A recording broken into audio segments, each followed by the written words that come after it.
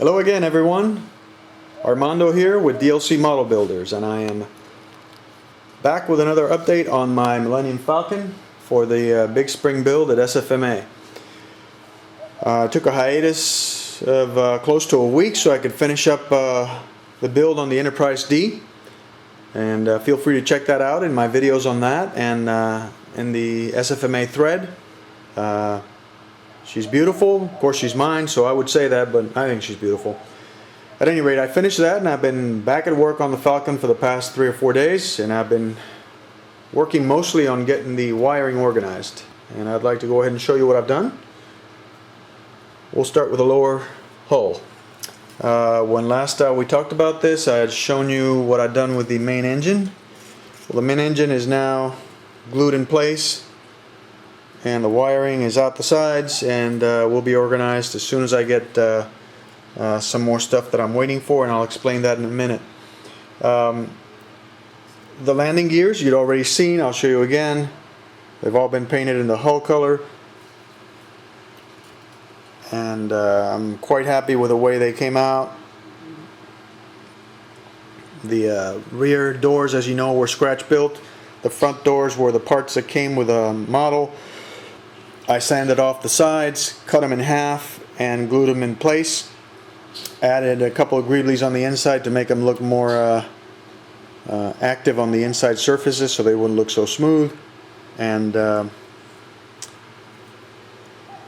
let's go through this wiring. Now, the reason there's so much wiring is because, unlike other models, I decided not to use diffuse LED strip lighting on the inside to light up all these lights. The reason is because this model doesn't seem like it's going to diffuse light very well. There's a central cylinder here, and it would have required a lot of LED placements, which might have leaked through the areas here with a lot of light leaks. And I wanted them to be pinpoint. Although they'll be bright, they'll be pretty much in scale because the holes are pretty small. And let me show you what I mean. I don't have them lit right now. Unfortunately, I don't have it connected. I'll have that in a future video. But the small holes are red, and the big ones are white. And these are white. They all look a lot in scale when you look at them in the movie captures and the stills that are in the book, the Haynes manual, graciously lent to me by my friend Chris Whitford. I've followed it as closely as I can. There's some additional lighting back here which I've decided not to do because it would interfere with the look of the greeblies. But for the most part, I've got what I want. Now, these were supposed to be recessed, and in order to achieve that, if you look closely, you'll see that there is what appears to be a recessed panel in there, which lights up very nicely and gives the impression of a almost like recessed spotlight lighting that you see in kitchens and modern homes, which is what I wanted because that's what it looks like in the movie. So in order to achieve that, what I did was I took a piece of styrene tube, which behaves like fiber optic, really. You light up the top and it transmits the light just like a fiber optic.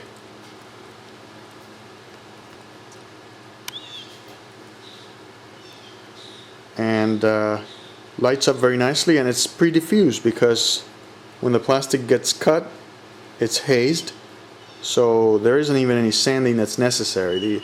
The effect is quite nice, and I will show you, I promise, once I have it all wired up.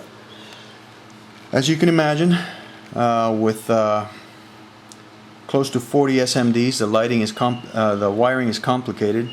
So for the most part, that's what I've been doing. I've wired everything in parallel, the negatives all together, and merging them as lanes in a highway, as I like to call it, so that eventually what's left is just 2 wires.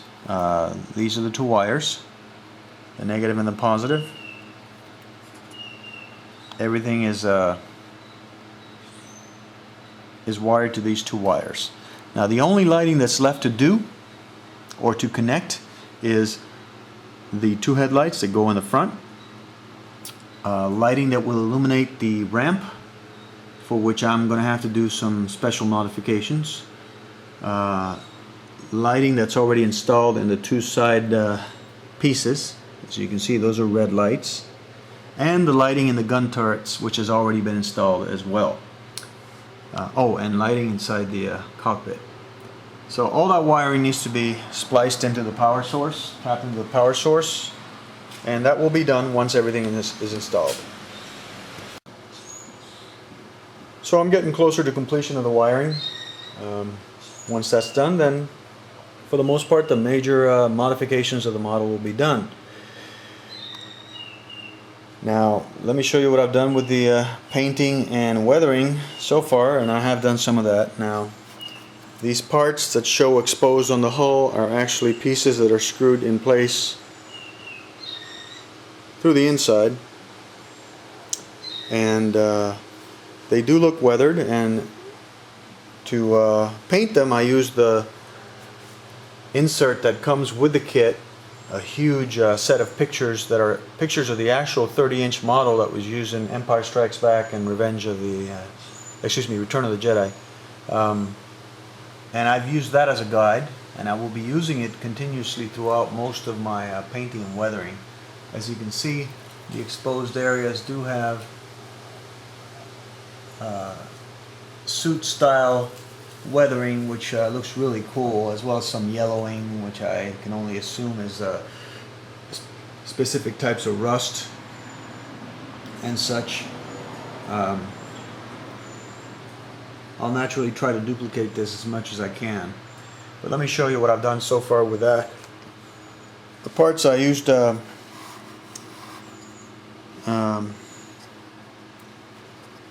pin wash technique in which I dissolved some cheap Createx flat black paint in water and soaked the inside with that, and then dried it with a rag. That highlighted some of the lines of the model. Let me take this out to the sunlight. Maybe it'll. No, I can't see. It gets washed out. Okay, we'll continue here. Anyway, I was able to highlight some of the striping using that technique, but it's water-based paint, and it got washed off and it wouldn't paint it as nicely as I would like. You can see some spotting of that technique right there, which is nice. But in order to achieve a more weathered and suit-like smoked appearance, I decided to use the Alclads, my reliable Alclads. I used the exhaust manifold paint, and using light strokes with the airbrush, I proceeded to paint the inside in some areas darker than others, trying to duplicate what you see in the pictures.